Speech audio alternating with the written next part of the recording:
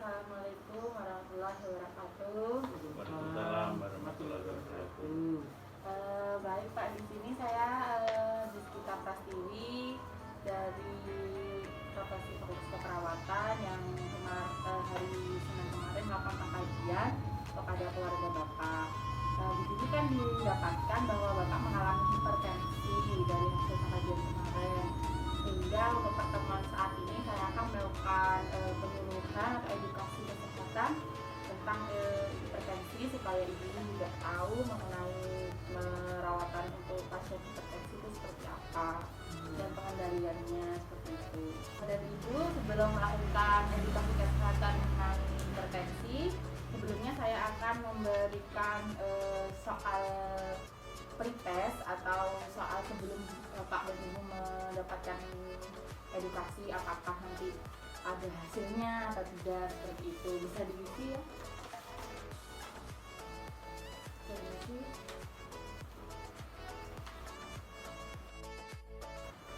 Baik Bu, ini ada leaflet bisa dibaca. Ini juga Pak bisa dibaca. Iya, sih. Baik Pak, Bu, untuk edukasi kesehatannya bisa dilakukan sekitar saya akan lakukan sekitar 10 menit. Apakah bersedia? Sedia. Sedia ya.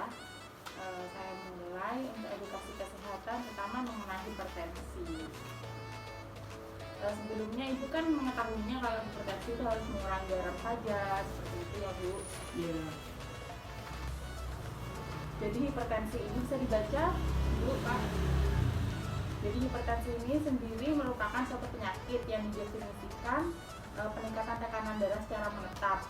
Jadi tekanan darah yang disebut hipertensi itu 140/90 ke atas.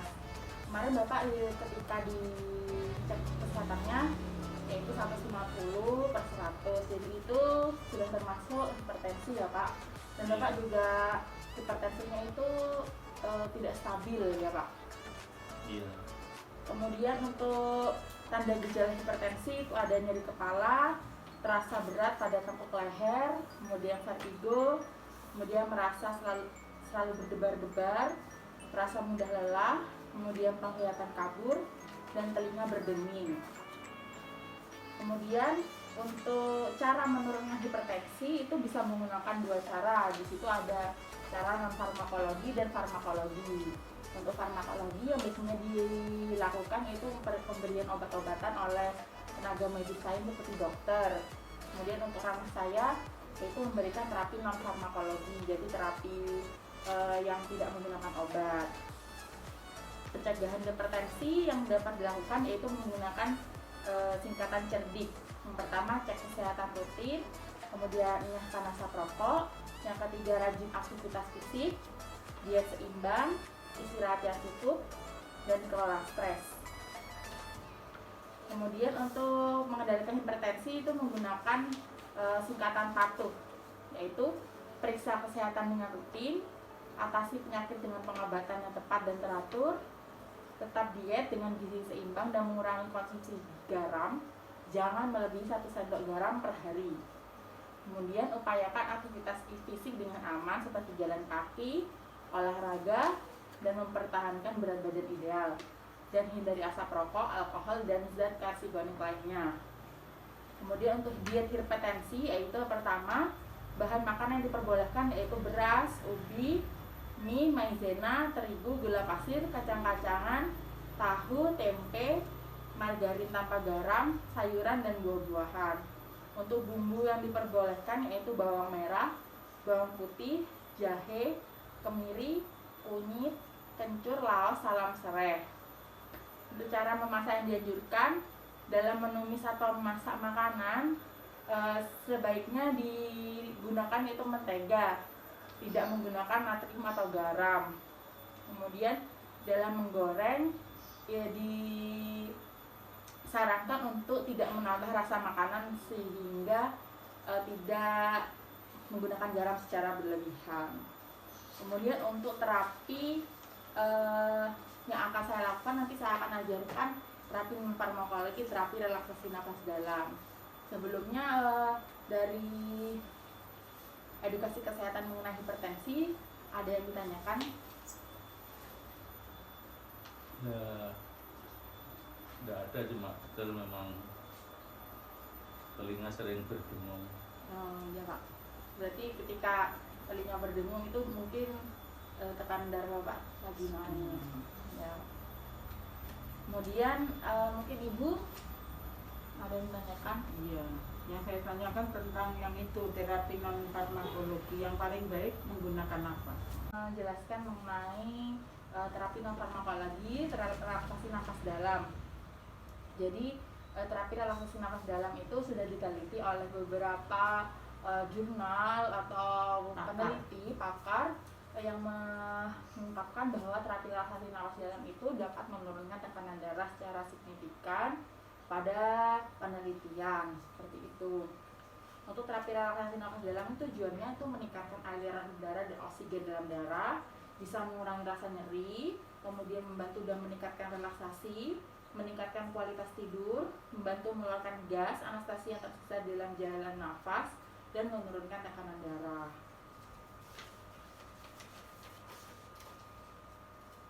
Untuk caranya yaitu pertama bisa langsung diikuti atau saya ajarkan dulu? Ajarkan dulu aja.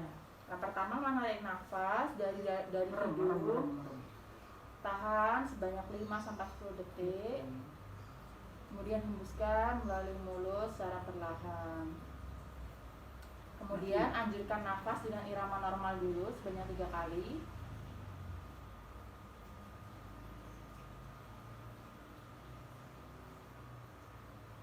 Apabila sudah rileks, yaitu menarik nafas lagi melalui hidung. Tahan 5 detik, 1, 2, 3, 4, 5, dan hembuskan melalui mulut.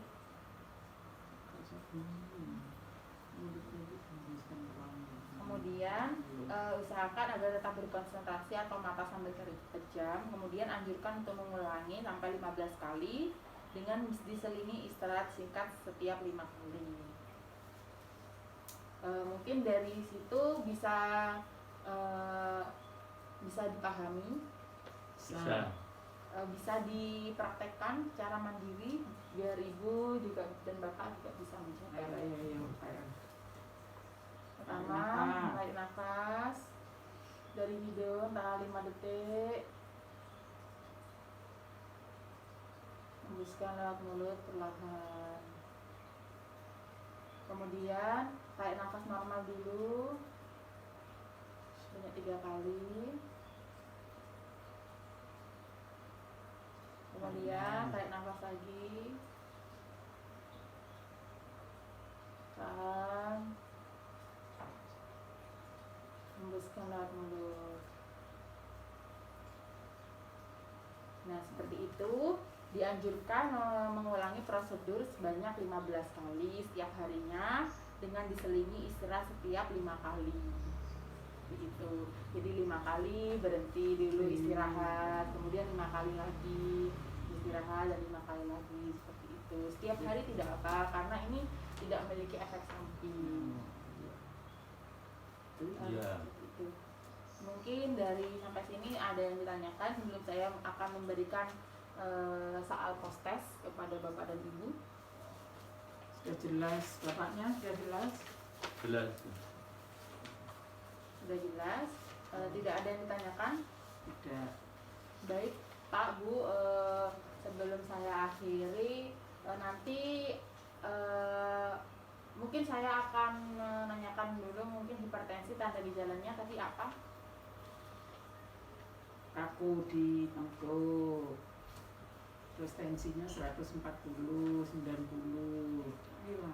Terus berdebar-debar, mudah payah, telinga mendering, berdenging, terus sekadang penglihatan kabur, kadang ada masalah vertigo. Iya, ya betul Pak.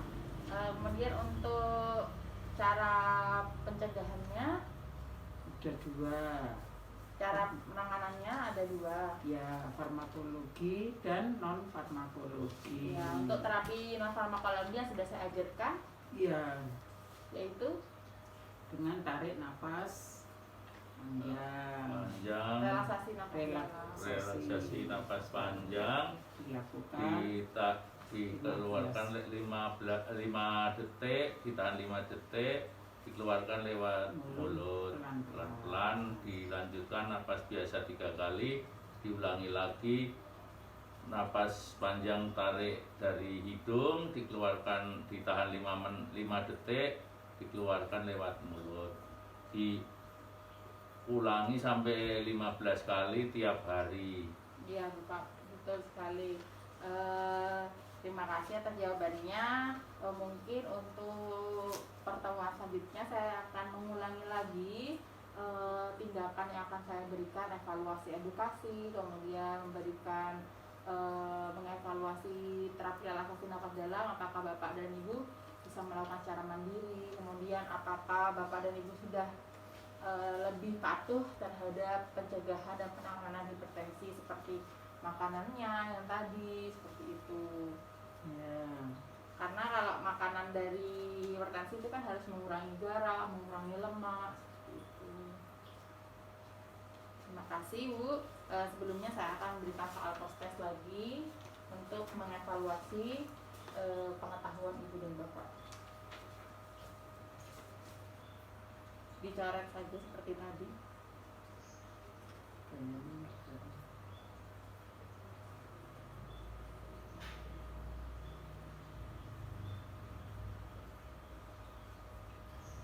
Baik, terima kasih. Itu bisa disimpan, tidak apa Bu. Nanti selanjutnya kalau ada yang ditanyakan lagi untuk pertemuan selanjutnya, tanyakan. Terima kasih atas waktunya. Kurang lebihnya mohon maaf. Assalamualaikum warahmatullahi wabarakatuh.